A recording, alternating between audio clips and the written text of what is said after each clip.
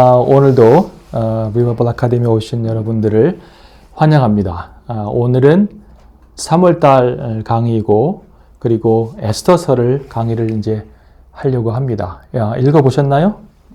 네, 감사합니다. 에스더서 사람들이 뭐 흔히 많이 읽는 그런 성경책은 아닌 것 같아요. 주로 신약을 많이 읽고 뭐 구약 안에서 좀 읽는다고 치면 사무엘 상하 뭐 이런 역사가 있는. 근데 이제 에스더서는 왜 많이 읽지 않냐면 어떤 특별한 메시지가 그 안에 없어요. 무엇을 이 책에서 말하려고 하지? 유대인들이 이방 땅에 가서 살아남은 그런 이제 어떻게 보면 소설 같은 이야기가 그 책의 전부인데 그 안에서 어떤 메시지를 얻을 수 있지? 그리고 특별히 오늘날 21세기를 살아가고 있는 나한테는 이 성경책이, 이 책이 어떤 메시지를 주고 있지? 라고 하는 생각을 해보면 그렇게 막 이렇게 금방 메시지가 표면적으로 떠오르는 것은 발견하기 쉽지 않아요. 그러니까 많이 안 읽을 수 있습니다. 그런데 오늘은 이제 우리는 그 표면에서 있는 이야기 말고 그 깊숙이 좀 더 들어가가지고 왜 에스더서가 중요하지? 우리 신앙생활 안에서 왜 이 사건들이 그 시대에 일어날 수밖에 없었지? 그리고 이 에스더서와 신약 성경과는 어떻게 연결이 되고 있지? 그리고 오늘날 살아가고 있는 나에게는 어떤 교훈을 주지? 라고 하는 부분을 좀 더 깊이 공부를 해볼 것입니다. 그러니까 어떻게 보면 에스더서를 1장부터 마지막 장까지 훑어가지는 않을 거예요, 오늘은. 보통 제가 이제 그렇게 하기도 하는데 오늘은 그렇게 하지 않고 좀 더 핵심적인 주제들을 가지고 접근을 해 보려고 합니다. 큰 제목은 숨어 계신 하나님, 드러나는 섭리예요. 하나님은 여러 가지 방법으로 일을 하십니다. 때로는 기적을 일으키셔서 일을 하시기도 하시고, 때로는 예언자나 말씀을 대언하는 사람들을 통해서 일을 하시기도 하시고, 때로는 전면에 나서지 않으시고 하나님께서 계획하신 일들을 조용하게 뒤에서 이루어 가시는 모습으로 일을 하기도 하십니다. 에스더서는 어떻게 보면 하나님이 전면에 드러나지 않는 그런 책입니다. 그렇지만 분명히 하나님의 섭리를 발견할 수 있는 그런 책이기도 합니다. 그래서 에스더서를 통해서 읽는 하나님의 구원 이야기를 오늘 같이 공부해 보려고 합니다. 4번의 강의 목차가 여기에 있습니다. 제국의 한복판에서. 제목 멋있죠? 고민 많이 했어요. 두 번째, 끝나지 않는 전쟁. 이게 단순히 한 번에 일어난 그런 사건이 아니고 역사적인 어떤 배경을 갖고 있는 그런 사건이라고 하는 것을 여러분 알고 있을 거예요. 그리고 여전히 끝나지 않은 전쟁일 수도 있습니다. 우리한테는. 그 다음에 백스테이지에 계신 하나님. 어빙 고프만이라고 하는 그 캐나디언 그 사회학자가 있습니다. 이 사람의 이론을 제가 공부하면서 이것을 에스더서에 적용하면 참 좋겠다는 생각을 해봤어요. 그러니까 이 사람은 우리 인간의 삶을 연극이라고 하는 그 관점에서 바라봅니다. 그래서 연극이 두 가지 스테이지가 있잖아요. 하나는 프론트 스테이지. 모든 배우들이 나와서 막 액팅하고 뭐 이렇게 하는 그런 프론트 스테이지가 있고 백 스테이지가 있습니다. 근데 에스더서에 나오는 하나님은 백스테이지에 계신 하나님이에요. 거기서 하나님 뭐 하시나 공부해 볼 겁니다. 마지막으로 실험적인 신앙 패러다임. 이거는 제가 에스더서를 준비하면서 여러 사람의 책들을 읽고 주석도 보고 했는데 아무도 얘기하지 않는 거예요. 제가 이제 얘기를 해드릴 텐데 그렇다고 해서 새로운 얘기는 아니고 이단적인 얘기는 절대 안 해요. 그런데 아주 굉장히 중요한 것을 구조적으로 시스템 안에서 제가 하나 발견한 게 있습니다. 그 얘기를 좀 더 해드릴까 해요. 에스더서를 제가 이전에도 강의를 했을 거예요. 거기 리바이벌 아카데미 있습니다. 맥락은 비슷한데 좀 바뀐 내용도 있어요. 이거는 저의 신학적인 관점이에요. 여러분 신학이 바뀝니까? 안 바뀝니까? 바뀌죠. 신학이 안 바뀌면 큰일 납니다. 신학이 안 바뀌면 되게 무서운 사람 돼요. 어떤 사람이 그랬어요. 자기가 가장 무서워하는 사람은 책 한 권 읽은 사람이라고. 책 한 권 읽으면 그 책의 내용이 전부인 줄 알고 그 책이 진리인 줄 알고 그것이 기준이 되어서 사람들을 판단하고 다른 책들을 판단합니다. 그러니까 신학은 옮겨가야 돼요. 진리는 하나인데 예를 들면 진리잖아요. 진리는 어떻게 보면 영어로 보면 truth가 될 수도 있고 reality라고 할 수도 있어요. 실체가 뭐냐 이 말이죠. 근데 진리를 접근하는 방식은 크게는 세 가지 렌즈가 있어요. 하나는 영어로는 포지티비즘이라고 해요. 이거는 진리는 객관적으로 바깥에 있고 리얼리티는 바깥에 있고 모든 사람이 객관적으로 그 진리를 접근할 수 있고 이해할 수 있다고 생각하는 부분이에요. 굉장히 중세적인 입장이에요. 중세는 그랬어요. 기독교적인 관점을 가지고 진리는 바깥에 있고 리얼리티는 바깥에 객관적으로 존재하고 있고 모든 사람이 그걸 알 수 있다고 생각했어요. 근데 이런 생각 갖고 있으면 누구 죽이는 거예요? 갈릴레오 갈릴레이. 내가 갖고 있는 실체를 인식하는 것이 틀릴 수 있잖아요. 근데 그것에 함몰되면 다른 실체를 더 정확한 실체를 얘기하는 사람을 죽일 수 있어요. 무서운 거예요. 이 포지티비즘은. 그 다음에 좀 나아가면 이제 뭐 포지티비즘 아니면 크리티컬 리얼리즘이라고 하는데 크리티컬 리얼리즘이라고 합시다. 이거는 뭐냐면 예, 맞아요. 진리는 객관적으로 존재해요. 그런데 이것을 바라보는 시각은 굉장히 다양해요. 그래서 오늘 나는 내 해석이 맞다고 생각을 합니다만은 어떤 사람이 더 좋은 해석을 이야기해 줄 때는 충분히 나는 그것을 수용할 수 있는 준비가 되어 있어요 라고 하는 것이 크리티컬 리얼리즘 아니면 포스트 포지티비즘입니다. 이게 굉장히 중요해요. 저는 여기에 서 있어요. 항상 내 신학이 발전되어 갈 수 있게끔 나는 오픈되어 있어요. 그 신학이 한 군데 머물러 있으면 굉장히 위험한 사람입니다.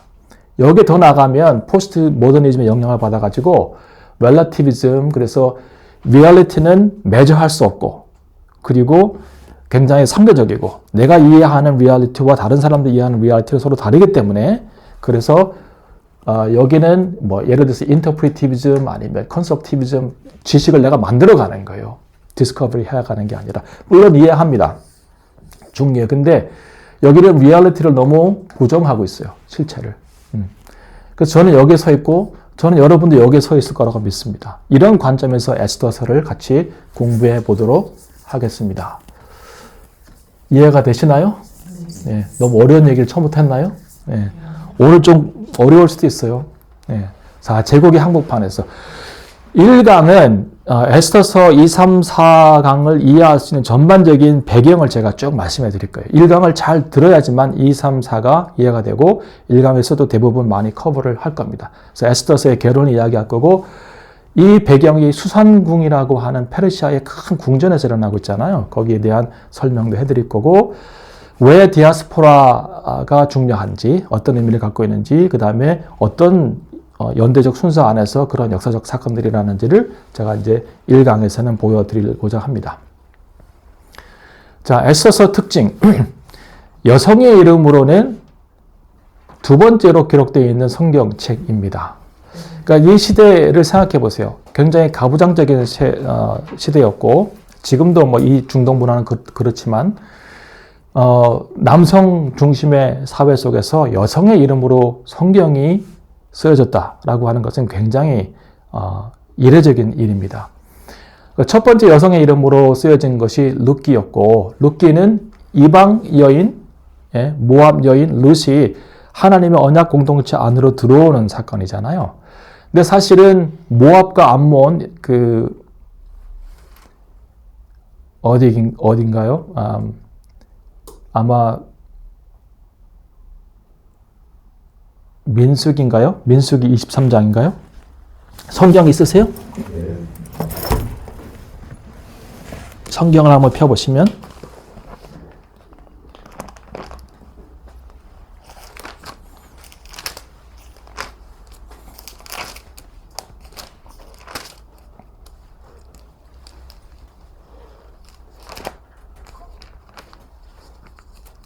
신명기인 것 같아요.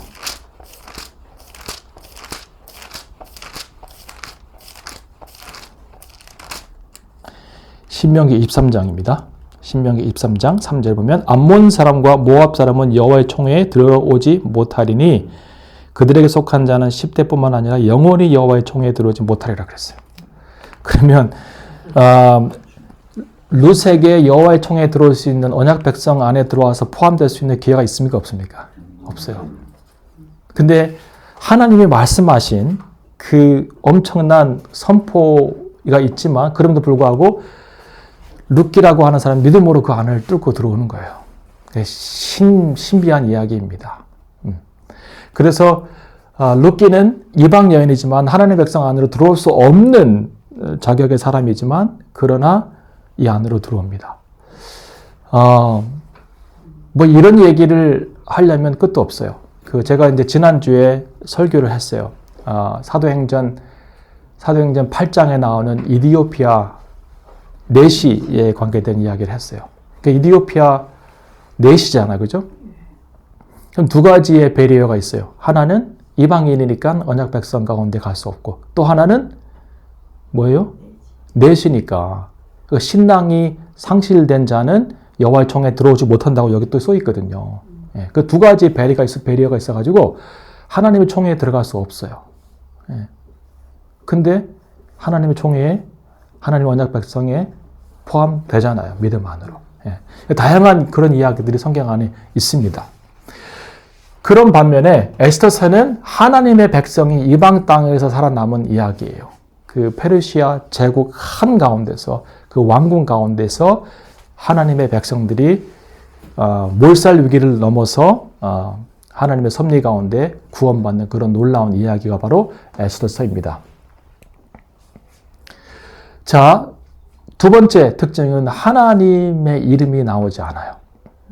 하나님의 이름의 부재.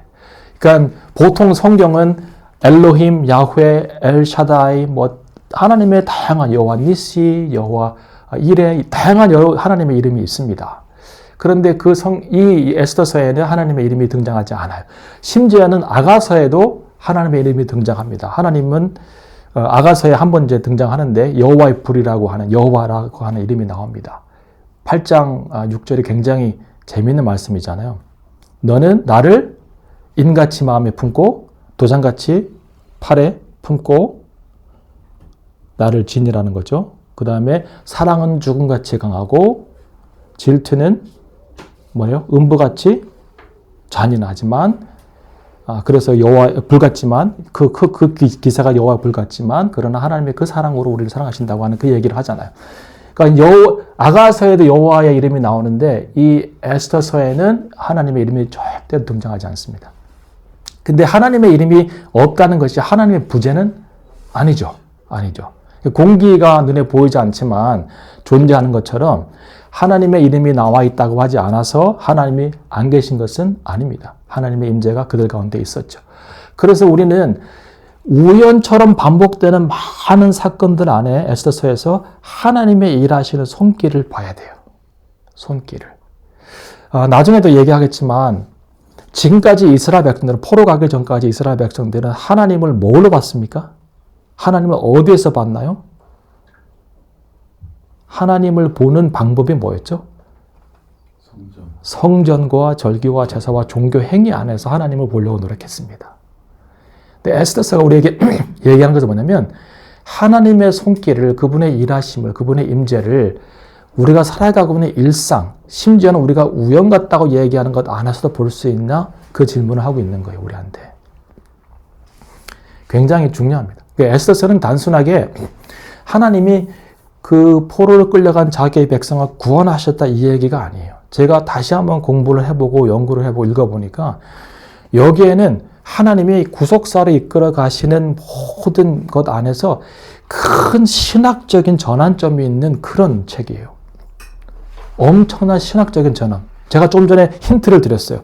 그들이 하나님을 어디서 만났죠? 어디서 봤죠? 성전과 제사와 절기 안에서 보려고 노력했잖아요. 제도화된 종교 안에서 하나님을 보려고 만나려고 노력했다고요. 근데 그런 것이 없는 이 현장 가운데서 제국의 한복판에서 이방의 문화와 우상이 가득한 그곳에서 하나님을 만날 수 있고 하나님의 손길을 볼 수 있나? 일상생활에서 하나님을 볼 수 있나? 그 질문을 우리에게 하고 있는 겁니다. 아까 얘기했지만 출애굽기는 하나님의 기적의 연속이에요. 열재앙 막 쏟아지고 그러죠. 예, 지금도 막 그런 게 있으면 좋겠어요. 예, 지금도 쓸데없이 전쟁하는 사람들 그냥 팍 이렇게 하고 막 이러면 좋겠어요. 저도. 근데 에스더서는 하나님이 어떻게 이스라엘 백성들을 구원하십니까? 섭리로, 기적으로 구원하시는 시대가 있고 섭리로 구원하는 시대가 있는데 하나님께서 에스더서에서는 섭리로 이스라엘 백성들을 구원하시는 사건들이 나옵니다. 자, 성전 절기 제사가 보이지 않아요. 에스더서를 읽어나가다 보면. 굉장히 중요한 것들인데 이런 중요한 종교의 핵심적인 요소들이 보이지 않습니다. 율법은 제가 써놓고도 조금 그럴까? 그랬어요. 왠지 아세요? 3장 8절을 보세요. 에스더서 3장 8절.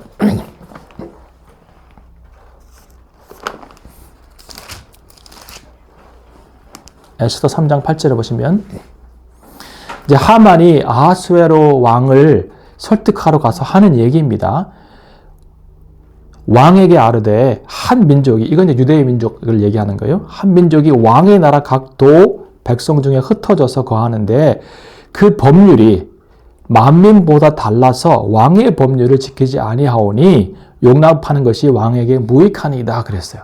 그러니까 여기 지금 그들의 유대인들의 법률이 왕이 얘기하는 법률과 다르다는 얘기를 합니다. 여기에서 법률이 뭘까를 제가 히브리어도 공부해보고 여러 가지로 공부를 해봤는데 학자들의 의견은 둘로 나눠집니다. 이게 율법이다 하는 얘기가 있고 아니 그렇지 않고 그들이 살아가고 있는 cultural custom이다.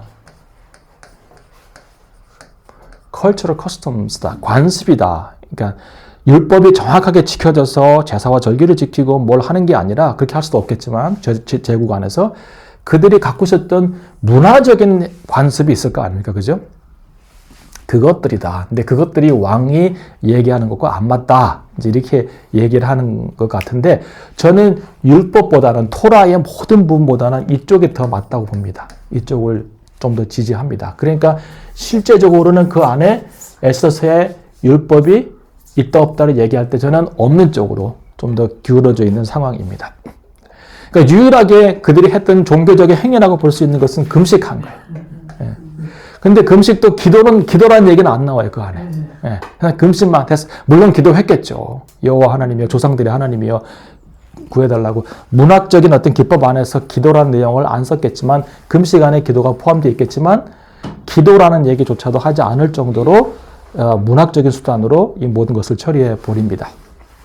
그러니까 성전과 제사장, 절기, 제사, 이런 것이 없는 그 종교 안에서 중보자, 매개체 역할을 하는 그런 수단과 사람들이 없는 그런 상황 가운데서도 하나님을 찾고 구하는 그런 이야기를 보여주고 있습니다. 자, 계속해서 제가 이제 이야기해요. 제도적인 종교적 장치가 없고, 매개체가 없고, 그 매개체가 어떤 제도든 아니면 사람이든 간에 그런 것이 없는, 그런 것이 있을 수 없는 상황 안에서도 그들이 하나님께 나아가고 하나님의 백성의 정체성을 유지하고 살아간다 이 말입니다. 중요한 이야기예요.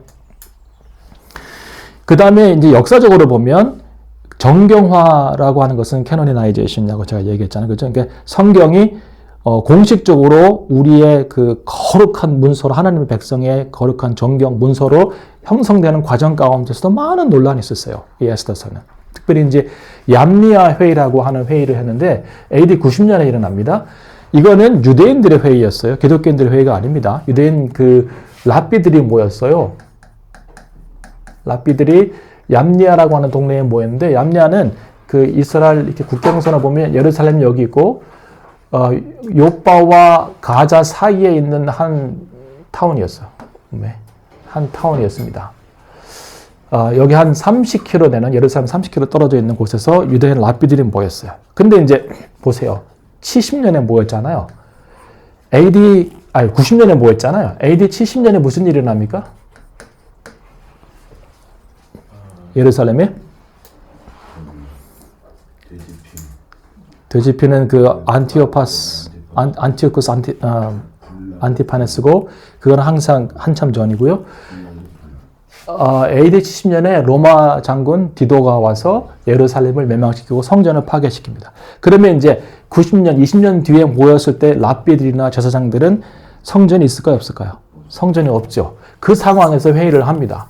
그러니까 이전까지는 성전도 없고 제사장의 기능도 없고 이런 에스더서를 받아들여야 되냐라고 이제 논의가 많았겠지만, 성전이 파괴된 상태에서 오히려 에스더서는 더 중요한 책이 되어 버렸겠죠. 그래서 하나님의 이름이 안 나오고 율법에 대한 준수에 대한 내용도 안 나오지만 불임절이라고 하는, 그리고 성전이 없는 상태에서 그들이 신앙생활을 새롭게 해나가야 되는 상황 안에서는 굉장히 중요한 책으로 갑자기 부상이 됩니다. 예, 그래서 모세 오경과 같은 권위를 지닌 책이라고 얘기할 정도로 랍비들이. 그러니까 상황 안에서 바뀌는 거예요. 상황 안에서 바뀌어요. 그러니까 저는 상황 윤리는 굉장히 위험하다고 봐요. 상황 윤리. 그러니까 윤리가 상황에 따라서 기준이 바뀌면, 그죠? 좀 그렇잖아요. 그런데 모든 신학은 상황적 신학이 되어야 합니다. 내 상황 안에서 진리는 하나인데, 진리는 성경 말씀은 하나고 진리인데, 그 진리를 바라보는, 그리고 인식하고 해석하는 것은 상황적으로 조금씩 달라져야 된다고 생각을 해요. 아프리카 신학이 서구 신학하고 같을 필요는 없잖아요. 아시아 신학이 서구 신학하고 같을 필요는 없잖아요. 문제는 선교사님들이 가서 복음을 증거한 것이 아니라, 복음을 증거할 때 서구 신학의 관점으로, 그래서 아시아나 아프리카에 있는 이미 하나님이 일하고 계셨던 것들을 다 파괴해버리고 거기에서 하나님을 발견할 수 없는 일들을 하기도 했습니다. 굉장히 중요한 일을 많이 하긴 했지만, 그래서 유대교에서 정경회의를 할 때 그때 포함이 됩니다. 에스더서가 39권이 확정되어 있대.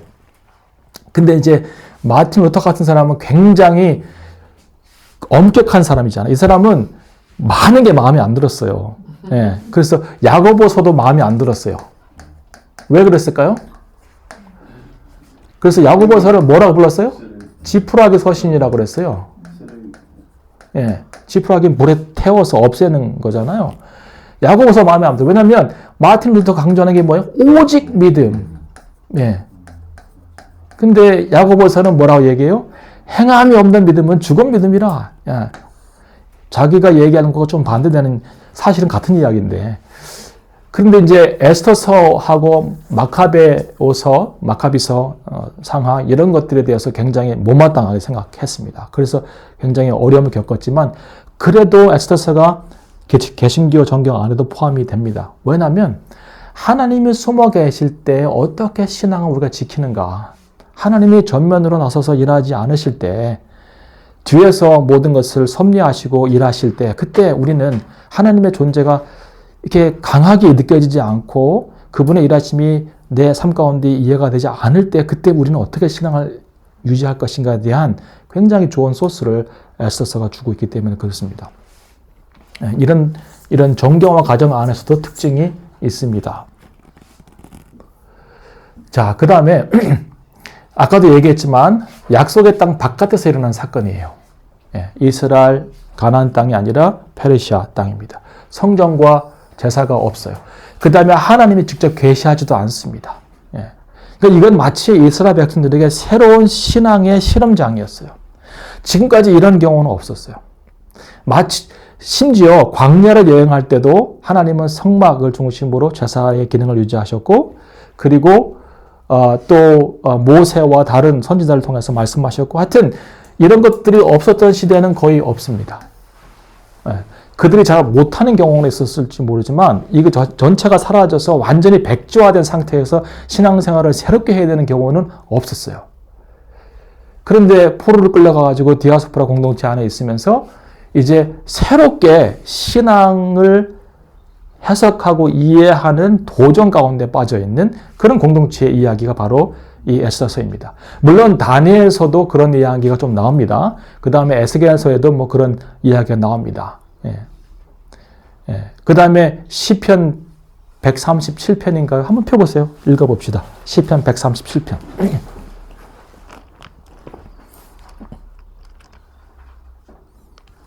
제 기억은 137편 같은데요. 예, 여기 있잖아요. 우리가 바벨론의 여러 강변 거기에 앉아서 시온을 기억하며 울었도다. 그러니까 끌려가가지고 제사도 없죠. 절기도 없죠. 성전도 없죠. 그러니까 강가에 모여가지고 일 끝난 다음에 뭐 하는 거예요? 그냥 우는 거예요. 목 놓아서 시온을 기억하면서. 이게 by the rivers of Babylon 그 팝송이에요. 그 유명한 팝송. 그 음은 굉장히 cheerful한데 내용은 굉장히 슬픈 거예요. 예. We sat and wept when we remembered Zion.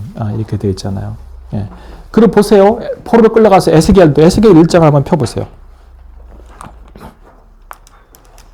에스겔 1장.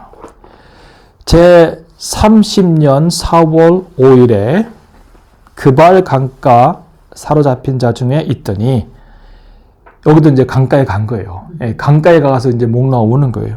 왜 강가에 갔을까요? 거기서 뭐 목 놓아 울어도 물소리 때문에 안 들리니까 그렇겠죠? 하늘이 열리며 하나님의 이상을 내게 보이시니 여호야긴 왕에 사로잡힌 지 5년. 그랬어요. 여호야긴이 몇 년대에 끌려갔습니까? BC 597년에 끌려갔어요. 여호야긴 아니면 여고냐라고 하는 그런 별명이 있는 왕인데 그랬어요. 그 다음에 5년이 됐어요. 그러니까 592년이에요. 이 해가 무슨 해냐면 에스겔이 나이로 30세가 되는 해예요. 네. 그럼 30세는 뭐예요? 제사장에 취임하는 나이잖아요. 그러니까 25살에 끌려간 거예요. 25살이 될 때는 그 사람이 선발이 되는 거고 5년의 교육 과정을 거쳐가지고 30세가 되면 취임을 합니다. 그러니까 아버지가 제사장이에요. 이 사람이. 예, 여기 나오잖아요? 안 나와요? 나오잖아요. 그죠? 부시의 아들 그랬잖아요. 제사장이에요. 제사장의 아들이고 부시의 아들 제사장 3절에 나오잖아요. 갈대아 땅 그발 강가에서 여호와의 말씀이 부시의 아들 제사장 나 이스라엘에게 특별히. 지금 성전에 있으면 뭐 할 나이예요? 취임하고 봉사하고 섬길 그럴 나이에 포로로 끌려가 있는 거죠. 그럼 자기가 할 수 있는 그 종교적 기능을 다 상실하고 이제는 정체성마저 없는 상태에서 있었는데 그때 하나님이 어떻게 하신 거예요? 하늘이 열리고 하나님 그게 오신 거예요. 이거는 엄청난 사건입니다. 포로로 끌려가는 게 왜 두려웠을까요? 이제 하나님이 통치하시는 영역 안에서 밖에서 벗어난다고 하는 두려움이 제일 컸어요. 이스라엘 백성들은. 단순히 고향을 떠나서 뭐 가정을 떠나서 흩어져 살아간다는 그게 아니라 이제 하나님이 통치하시는 그 영역 밖으로 내가 나간다고 하는 그런 두려움이 있었잖아요. 그런데 그발 강가에서 목 놓아 울 때에 하나님이 그를 방문하신 거예요. 놀랍죠? 자, 지금 제가 계속해서 여러분에게 힌트를 주고 있어요. 뭔지 아세요? 뭔지 아세요? 틀에 박힌 제도화된 종교와 하나님께서 새롭게 열어가시고자 하는 새로운 종교의 모습이 지금 오버랩 되면서 제가 계속 설명하고 있는 거예요. 이게 나중에 제가 설명하겠지만 4강에 설명하겠지만 저는 에스더서가 왜 중요하냐면 그냥 단순히 구원받은 역사 때문에 그런 게 아니라 이 엄청난 신학적 종교적 전환을 에스더서가 지금 얘기하고 있는 거예요. 근데 제가 보니까 저도 몰랐고 아무도 이걸 캐치를 안 하더라고요. 계속 갑니다. 그 아이러니와 역전의 문학이요. 통쾌하죠, 그죠? 통쾌해요. 예. 마치 아침 드라마 보는 것 같아요. 예. 제가 한국 가면 어머니랑 꼭 하는 게 아침 드라마, 저녁 드라마를 봐요. 같이 있는 시간이 이제 그 살대고 이렇게 앉아서 이렇게 보거든요. 그러면 답답해요. 근데 저는 그 결말이 알잖아요. 결말이 저 사람이 이제 안 되고 이 사람이 잘 될 거라는 걸 이제 아침 드라마의 구성은 다 그러니까. 우리 엄마는 거기서 화가 나 있어, 막. 우리 엄마는 아직 결말을 예상을 못 하는 것 같아요. 화가 나가지고 막 저 나쁜 기집애가 저렇게 못되게 해가지고 어떻게 하겠냐고 막 화가. 우리는 이 통쾌함의 그 반전을 알잖아요.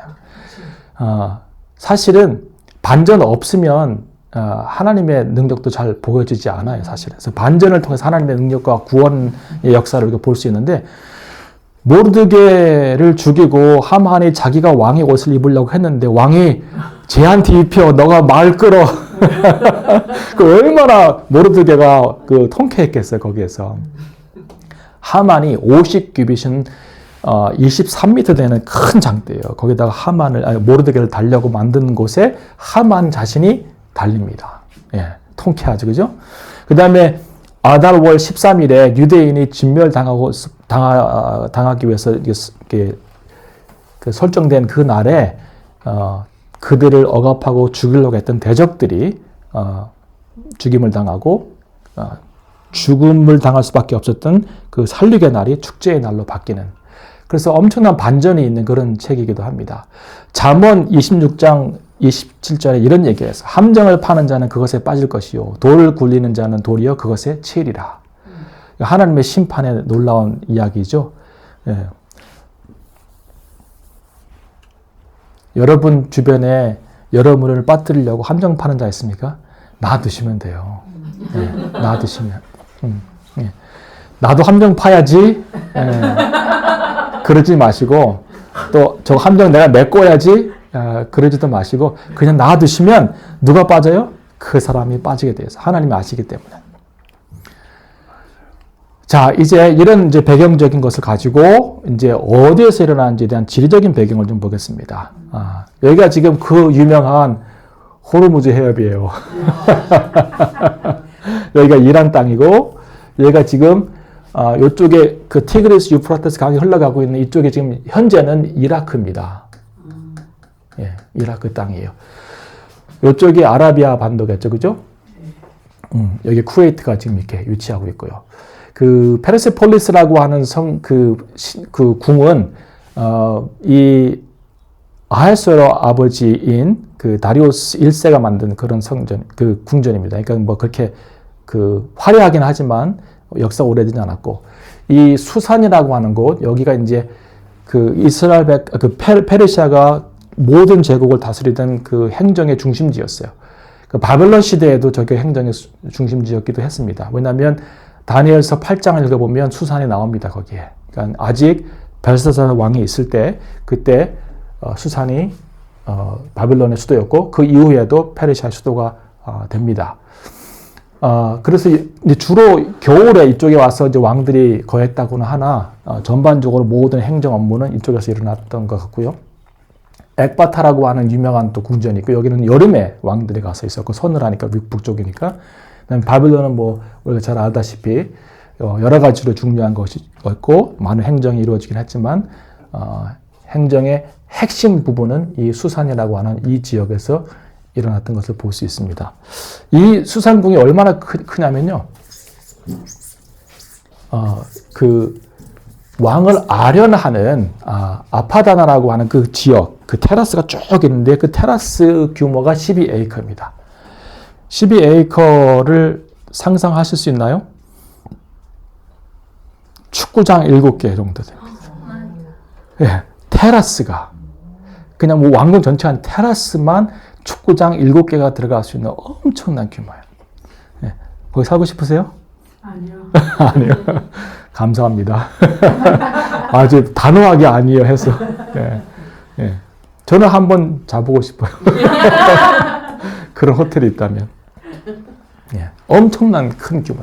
거기에서 180일 동안 127개 도에서 온 그 방백들을 데리고 잔치를 합니다. 근데 모든 사람들이 한날 모여가지고 180일을 한 건 아니고 인도부터 구스까지라 그랬어요. 자, 인도부터 구스까지는 어디냐면 지중해가 이렇게 있죠. 그 다음에 이집트가 이렇게 있고 시나이 반도가 있고 이렇게 내려와서 이렇게 또 여기 카스피해가 있고 이쪽에 뭐 흑해가 있고 이렇게 하면 여기가 이제 이집트라고 합시다. 그 다음에 아프리카가 진행되죠. 그죠? 여기 이제 이디오피아. 이디오피아가 구스예요, 구스. 애굽이 이렇게 있고요. 이렇게 크고 있고, 이쪽이 이제 가나안 땅이고, 아라비아 반도가 있고, 이쪽이 뭐 더 가면 이제 인도까지 있겠죠. 그 다음에 이렇게 내려오면 뭐 이제 이렇게 해서 여기 그리스가 있을 텐데, 이들의 영토가 어디까지냐면 이만큼이에요.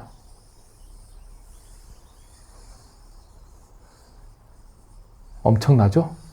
엄청나죠? 한 제국이 여기를 다 다스린 거예요. 대단합니다. 그러니까 여기 인도부터 구스까지에 있던 방백들을 계속 로테이션으로 돌리는 거예요. 여기 오라고. 이걸 한 이유가 있어요. 제국의 힘을 융합시켜야 되기 때문에. 왜냐하면 각각 다른 민족들이 다른 나라를 다스리고 있기 때문에 그들을 융합시키지 않으면 이 통치가 굉장히 어려워지잖아요. 그래서 제국을 하나로 묶고 격려하고 그 수상궁의 엄청난 규모를 보여주면서 우리가 이렇게 웅대한 백성 그 제국이기 때문에 우리에게 반대하면 어떻게 돼? 안 돼. 이렇게 해서 융성한 대적과 함께 위압적인 모습을 보여주기 위해서 이렇게 한 거죠. 더 중요한 것은 이 아하수에로 왕이 지금 이 잔치가 일어날 때가 언제냐면 BC 483년이에요. 483년. 그러니까 아하수에로 왕이 이제 집권을 시작한 지 3년 이제 되는 때에 이걸 했는데 그리스 원정을 앞두고 있었습니다. 그리스 원정이 언제 시작됐냐면 BC 480년입니다. 예, 480년. 이 그리스 원정에서 이겼을까요, 졌을까요? 졌죠. 그 해전, 유명한 해전이 뭡니까? 300년. 예, 살라미스 해전. 살라미스 해전에서 집니다. 그러면서 이제 약간씩 제국의 힘이 빠져가긴 하지만 여전히 강력한 그런 나라였습니다. 자, 이 강력한 제국에 왜 유대인들이 가 있을까요? 우린 다 아는 얘기지만, 좀 더 알고 싶은, 그 다음에 성경을 배우고자 원하는 많은 애청자들이 계시기 때문에 제가 설명을 좀 더 해드리겠습니다. 왜 끌려갔을까요? 끌려간 이유는 한 가지입니다. 하나님의 언약 백성의 약속을 지키지 못했기 때문에 그렇습니다.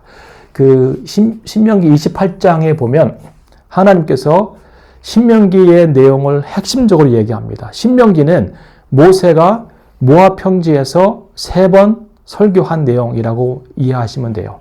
그러니까 가나안 땅에 들어가기 이전에 모세가 모압 평지에서 다시 율법을 리마인드 시켜주는 거예요. 왜 그랬을까요? 성경에 보면 출애굽 1세대가 다 죽습니다. 광야에서. 그리고 2세대들이 나오는데 2세대들이 여전히 가나안 땅의 풍습이 아니라 가나안 땅에 있었던 그 엄청난 민족들을 두려워합니다. 예. 가나안에 살고 있는, 왜냐하면 그 가데스 바네아에서 포로가 아니고 그 정탐꾼을 보냈을 때에 정탐꾼 들어온 다음에 10명이 굉장히 부정적인 보고를 하잖아요. 그들의 성은 잘 견고하고 잘 세워져 있고 그들은 뭐 같다고요? 크고 장대하고 안악 자손들이고 우리는 싸워서 이길 수가 없다. 우리는 그들 앞에 메뚜기다라고 그랬잖아요. 그래서 메뚜기 신드롬이 시작이 됐는데 그것 때문에 40년을 광야에서 방황을 했는데 그 메뚜기 신드롬이 아직도 안 끝났어요. 안 끝났어요. 그래서 하나님이 어떤 분이신지 얼마나 위대한 분인지를 다시 리마인드 시켜주고 율법을 리마인드 시켜주고 가나안 땅에 왜 중요한 땅이고 가야 되는지를 다시 얘기해 줍니다. 그게 이제 신명기 이야기예요. 그러면서 하는 얘기가 너희가 그 땅에 들어가서 하나님을 섬기고 순종하고 하나님을 기억하고 순종하면 복 받을 것이고 망각하고 불순종하면 어떻게 된다고요? 저주를 받을 것이라고 하는 이야기를 하는데 그게 28장입니다. 그 저주의 내용이 굉장히 구체적이에요. 연병에 걸릴 것이고 폐병에 걸릴 것이고 누가 쳐들어오면 이기지 못할 것이고 너희는 그런데 그 중에 하나가 뭐냐면 여호와께서 너와 내가 세울 왕들을 너와 내 조상이 알지 못하던 나라로 끌어가게 하시리라 그랬어요. 들었으면 나는 겁이 많은 사람이라 나는 그렇게 할 것 같은데 그렇게 안 하는 거죠. 예. 그래서 끌려간 이유는 가나안 땅에서 약속의 땅에 살지 못하고 다시 포로가 되어서 바빌론으로 그리고 페르시아 땅에 살게 된 이유는 하나님의 언약을 지키지 못했기 때문에 그렇습니다. 그런데 기회가 없었던 것은 아니에요. 기회가 없었던 것은 가나안 땅에 들어가가지고 제일 먼저 시작됐던 시대가 사사시대죠. 사사시대 400년 정도.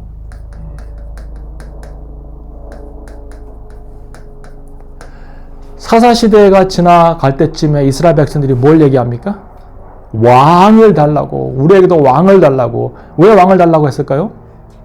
남들이 다 있으니까. 네, 주변 나라인데 다 왕이 있었어요. 모압도 있고 암몬도 있고 뭐 다 애굽도 있고 다 왕이 있는데 우리와는 왕이 없는 거예요. 근데 착각한 게 뭐냐면 하나님이 그들의 왕이신데 또 왕을 달라고 하니까 하나님께서 그럼 이제 마지못해서 주긴 하지만 너희가 힘들 거라 그랬잖아요. 예. 그래서 왕정이 시작되고 그 다음에 왕정이 진행되다가 둘로 나눠집니다. 북, 이스라엘, 남유다. 이 언제 나눠지죠? 솔로몬 사후에 몇 년도? 제가 그렇게 얘기해 드렸어요. 예. BC 931년. 왜 그럴까요? 제가 그랬잖아요. 주일학교 데리고 하다가 9시에 모여서 예배하고 9시 31분에 분막 공부한다고 나눠지잖아요. 예. BC 931년에 두 나라가 나눠집니다. 자, 이스라엘 백성들이 뭐 신앙생활 잘한다고 하지만 여전히 문제가 많았겠죠. 그래서 하나님께서 때에 따라서 뭘 보내주십니까? 예언자들을 보내주세요.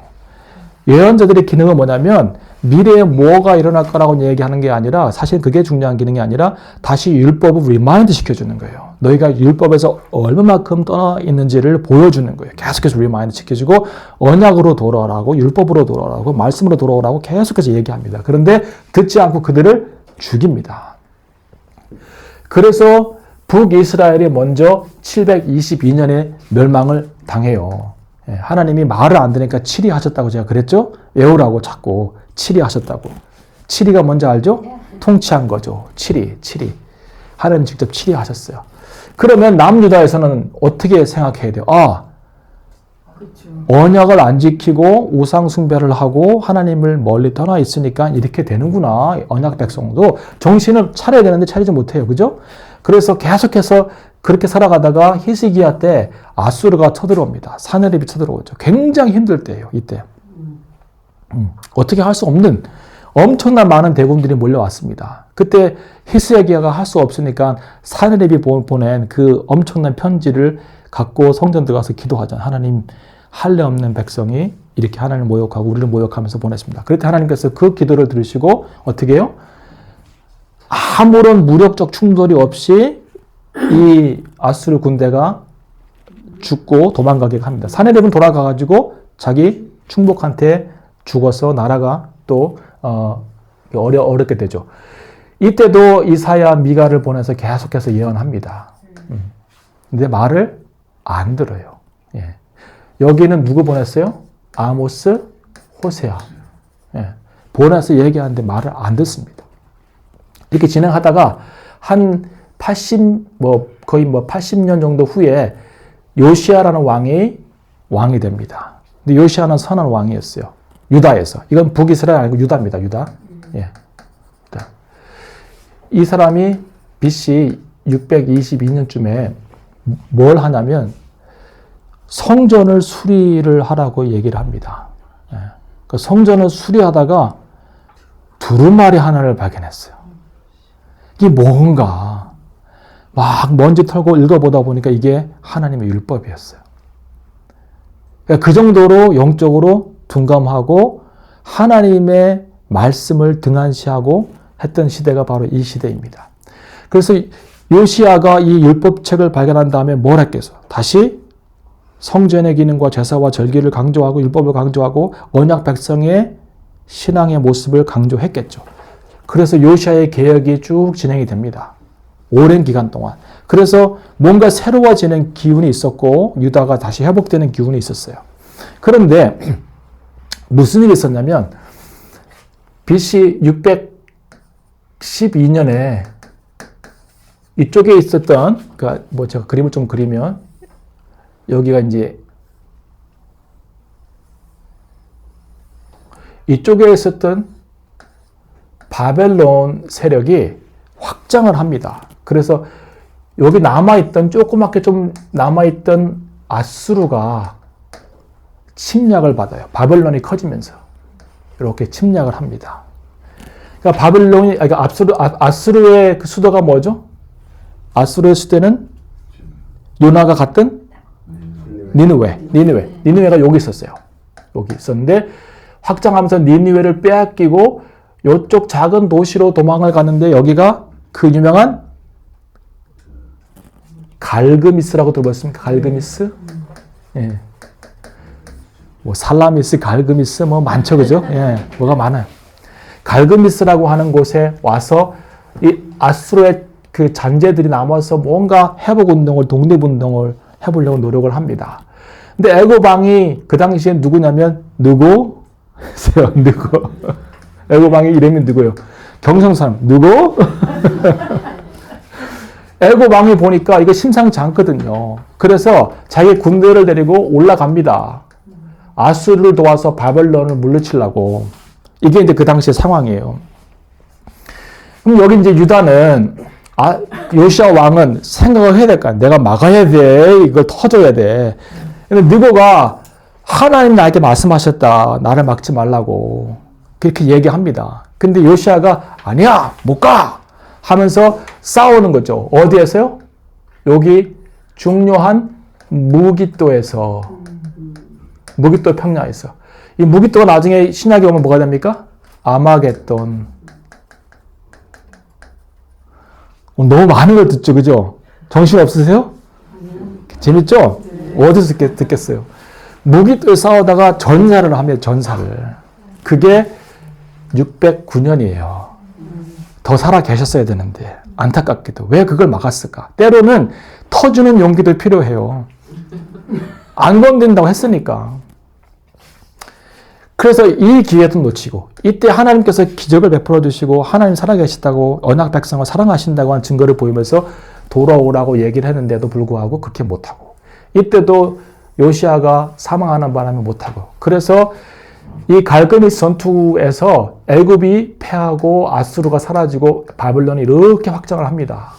그러니까 애굽은 이제 내려오게 되고 그러면서 605년에 1차 바벨론 침공이 유대 가운데 일어나고 예루살렘 성전이 포위가 되고 그리고 이제 많은 사람이 포로를 끌려갑니다. 이때 끌려갔던 사람이 다니엘과 세 친구들이에요. 605년에.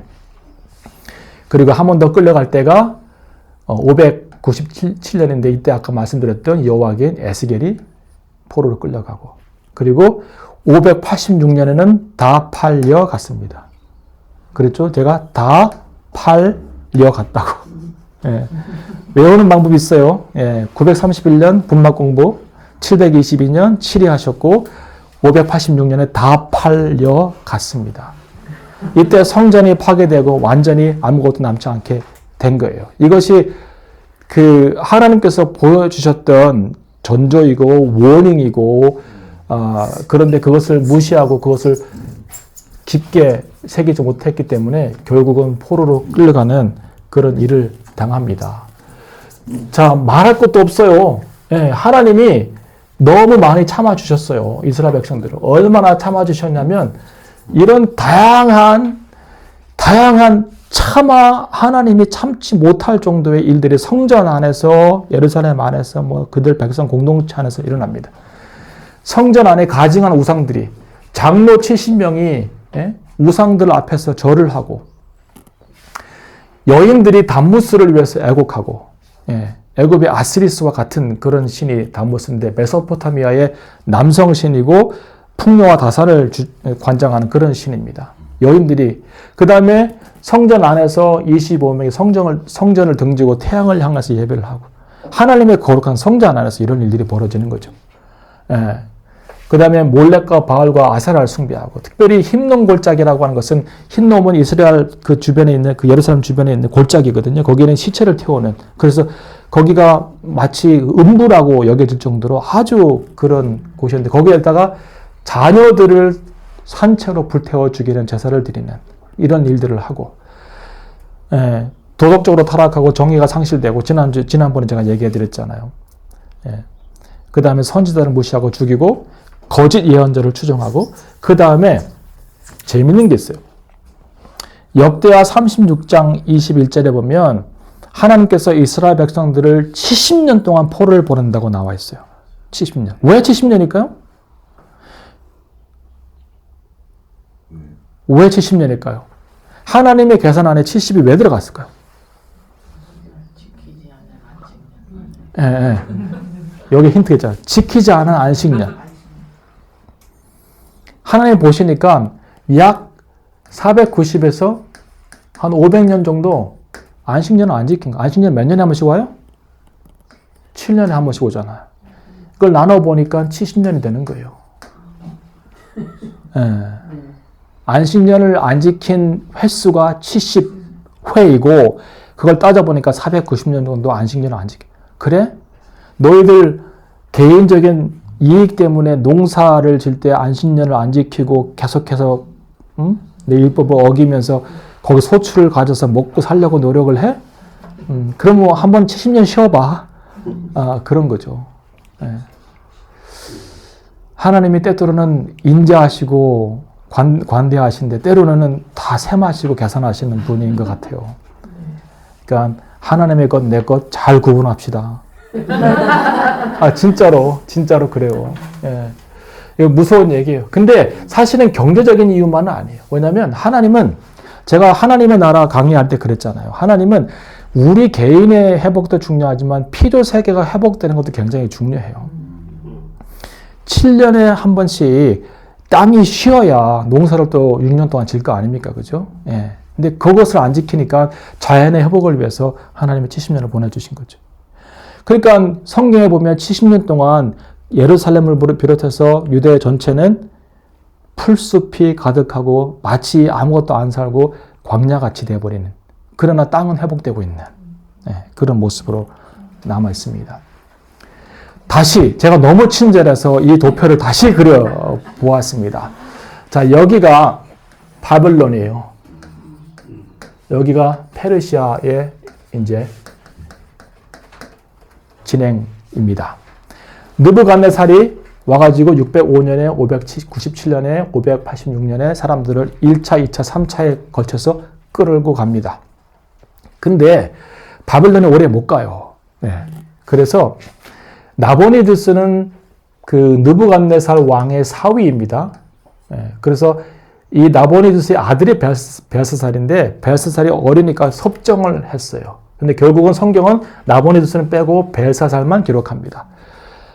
벨사살이 누구예요? 다니엘서 5장에 하나님의 성전에서 갖고 온 금 그릇을 가지고, 금잔을 가지고 잔치하다가 갑자기 벽에 메네메네 우겔 대바르신 써가지고 다리가 떨리면서 힘들었던 그 왕이 바로 벨사살입니다. 다니엘서 5장에 나와요.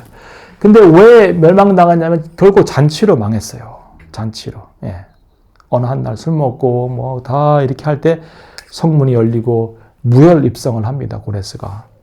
그리고 고레스 시작되고, 고레스는 하나님께서 뭐라 그랬습니까? 나의 종 고레스라고 그랬잖아요. 그러니까 하나님이 세상 역사를 이끌어 가시는 것이 분명히 성경에 기록되어 있어요. 고레스가 모든 포로된 자들은 돌아가라고 칙령을 내리고, 고레스의 원통 기둥 보셨습니까? 여기 런던에 박물관에 가서 보세요. 대형 박물관에 고레스의 칙령을 담은 원통 기둥이 있어요. 크진 않아, 요만해요. 한번 투어를 해야 되겠네, 그죠? 리바이벌 팀 대형 박물관 성경 관련 투어 개봉박드. 거기 가면 누구죠? 예후가 살만에셀 왕 앞에서 절하는 그 내용도 비석도 있고요. 다 있어요. 영국이 잘한 거는 그런 걸 잘 훔쳐와요. 잘 전시해 놨어요, 우리를 위해서. 그것도 공짜잖아요. 그 고레스의 칙령을 내리고 돌아와서 성전을 짓기 시작합니다. 근데 성전이 잘 끝나요? 안 끝나요? 안 끝나요. 20년 걸려요. 20년. 그리고 이때 이제 그 1차 귀환을 주도했던 자가 스룹바벨이고요. 학개와 스가랴가 성전 지으라고 계속 독려하죠. 그 다음에 이제 1차 귀환이 있은 다음에 2차 귀환은 BC 458년 일어나고 3차는 445년 일어납니다. 그럼 몇 년의 차이가 있는 거예요? 여기에 지금?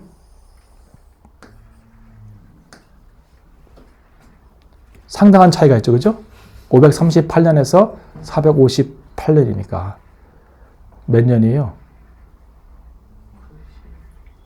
80년 정도 차이가 납니다. 그 사이에 이게 끼어 있다고요. 그 사이에. 1차 포로 귀환을 하고 난 다음에 예루살렘에서는 성전이 막 지어지고 막 종교가 회복되고 있고 막 이런 일이 일어나고 있고 아직 2차가 일어나기 이전에 포로지에서는 페르시아에서는 불임절 사건, 유대인들이 멸살당할 수밖에 없는 그런 사건들이 진행이 됩니다. 요게 역사적인 맥락이에요. 예. 사실은 다른 사건 같고 별개의 사건 같지만 두 개의 사건이 병행돼서 일어나고 있다고 봐야 돼요. 이 중요한 이야기 하고 있거든요. 돌아온 자들은 지금 성전 짓고 막 그렇게 해서 옛 종교와 제도와 이걸 회복하는 데 힘쓰고 있고 하나님이 그걸 강조하시면서 여기에서는 이런 것 없이 성전 없이 아무것도 없이 계속해서 진행되다가 하나님의 구원 사건이 일어나고 있는 이 병행되어서 일어나고 있는 하나님의 일하심이 보여야 됩니다. 이 도표 안에서. 이제 거의 이제 끝나갔습니다. 왜 안 돌아갔을까요? 왜 남아 있었을까요? 그들이 돌아가지 않은 이유는 여러 가지가 있어요. 저는 예전에 강의할 때는 돌아가지 않은 건 불신앙이야. 불신앙이야. 그랬어요. 하나님께서 말씀하시면 가야지. 안 가니까 이렇게 막 어려운 일이 생겨가 다 죽을 뻔했잖아. 그럼 시급했으면 끝난 다음에 돌아가야 되잖아. 근데 안 돌아가요. 왜냐하면 아까도 얘기했지만 이게 473년에 일어났고 안 되겠네 돌아가 다 짐 싸. 여러분 보세요. 출애굽은 어느 날 갑자기 열재앙이 끝나고 난 다음에 다 막 짐 쌉니다. 이렇게. 애굽 백성들이 갈 때 이거 가지고 하면서 막 폐물 주고 막 주잖아요. 그래서 금방 일어나요. 근데 여기는 보세요. 거의 몇 년입니까? 거의 몇 년이에요? 15년, 6년이 지나도 안 가고 있는 거예요. 그러면 이 사람들의 해석이 우리가 안 가서 그랬을까요? 아니라고 봐요. 1차 때 안 갔더니 이런 일이 벌어졌구나라고 생각하지는 않았을 것 같아요. 저도 한동안 그런 생각을 했어요. 하나님이 가라고 할 때 빨리 가야지. 안 가고 민구적되고 있으니까 막 이런 죽을 위기가 생기는. 근데 그렇지는 않은 것 같아요. 다시 들여다보면. 그들은 포로로 끌려와서 정착을 했어요. 예.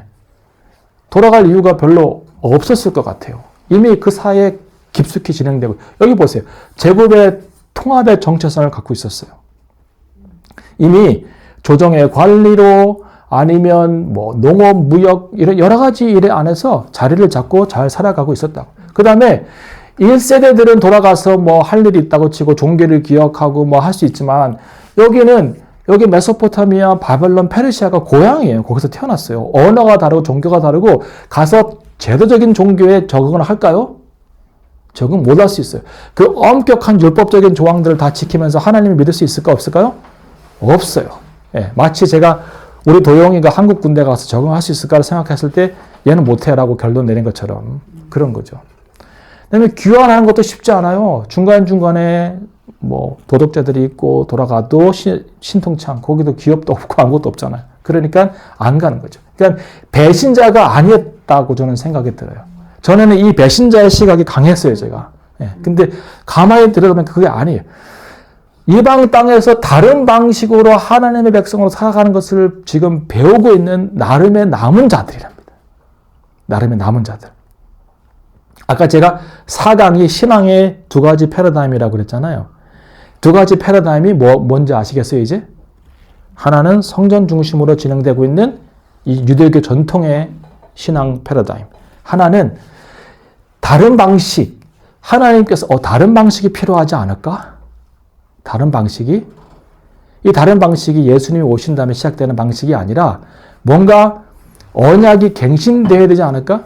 그게 어디에 나오면 예레미야가 그랬잖아요. 예레미야가 내가 너희에게 새로운 언약을 주는데 이제는 언약을 어디에 새기라고요? 마음에 새기라고.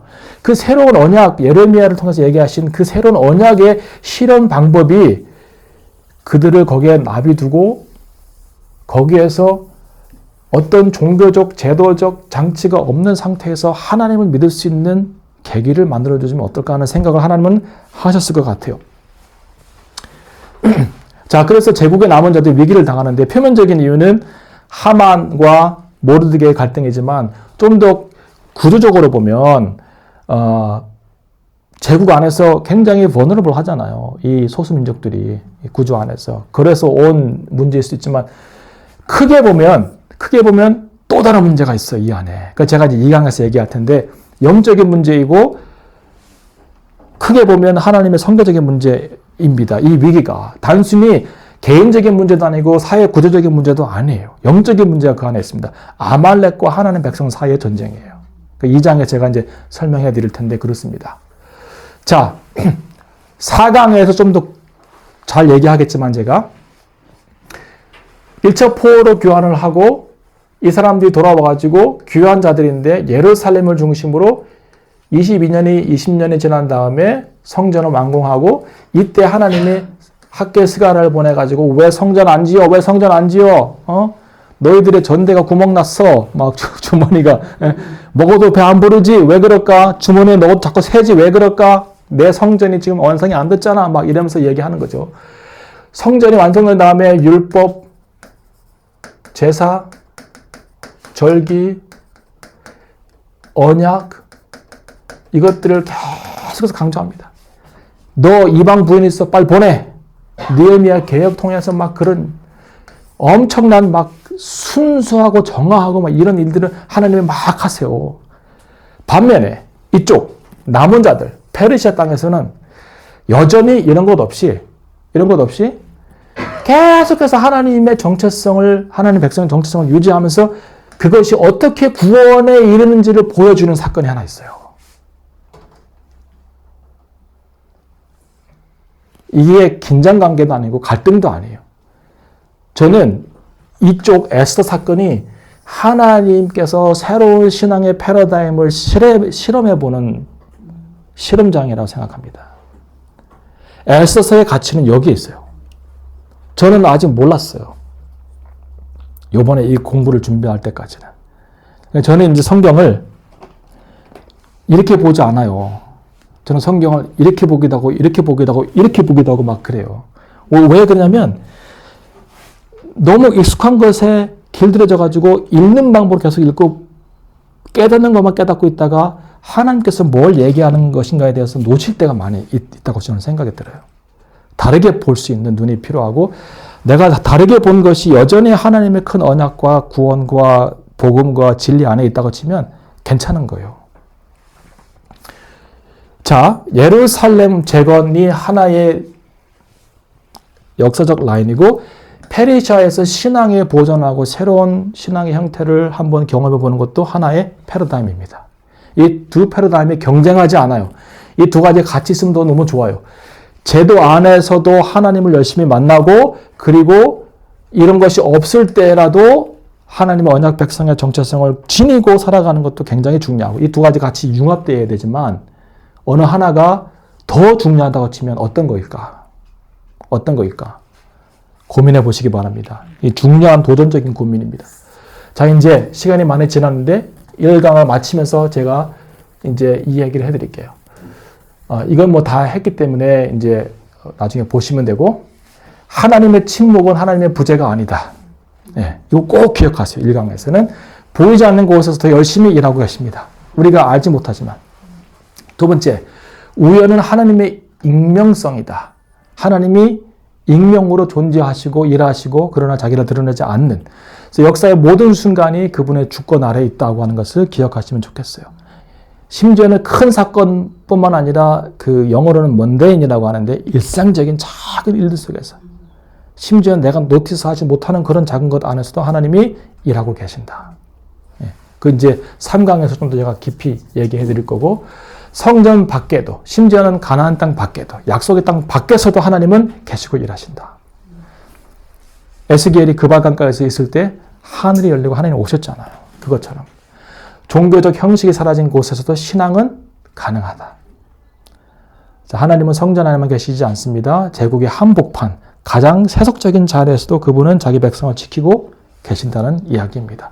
그래서 1강 제목이 제국의 한복판이었어요. 네, 제국의 한복판. 감사합니다.